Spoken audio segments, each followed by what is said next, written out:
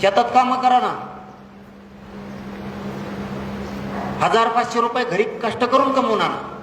तुम्ही ट्रॅक्टर चालवा, जिपा चालवा, टेम्पो घ्या, ट्रान्सपोर्टला लावा. तुम्ही जो कोणचा व्यवसाय करतात ना तो ताकते नका. 1 वर्षभर टाकला की दुसऱ्या वर्षी बंद, असं अजिबात करायचं नाही. चिकाटीनं लावून धरायचं. मी धरलं नाही चिकाटीनं लावून. सगळे म्हणत होते मराठा आरक्षण ओबीसीतून मिळतच नसतं. म्हणलं मिळत नसतं, आपल्याला उलट सांगितलं की मग आपण तेच करीत असतो. म्हणलं मग मी घेतच असतो. मिळालं 58 लाख नोंदी म्हणजे जोक नाही भाऊ. 3 कोटी मराठा आरक्षणात जाऊ शकतो.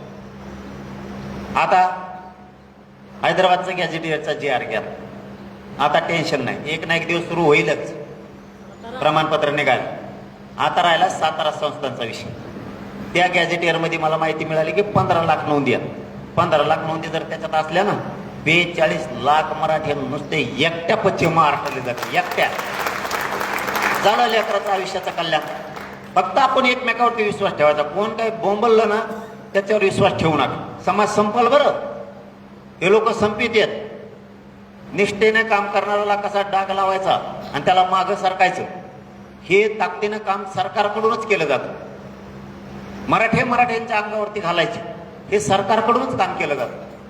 म्हणून आपण विश्वास नाही ठेवायचा. आपण गरीब लोकांनी आपल्या गरीबावरच विश्वास ठेवायचा आणि आपण ही लढाई जिंकायची. अजिबात कोणाचं ऐकून आपण आपल्यात फूट पडू द्यायची नसतं. समाजाचं वाटोळ होऊन जाईल. हे लय विचित्र आहेत. मला तर रोज माझ्या मागं 4-5 जण आहेत. दर दिवस त्याचं बोलायचं झालं की इकडची टोळी उभा राहते, इकडची टोळी गेली की ती राहते. टोळी तर मी जवळपास संपेतच आणली. टोळी सध्या जेलातच सडत आणि तिला जेलातच घालतो. मी भेट नाही.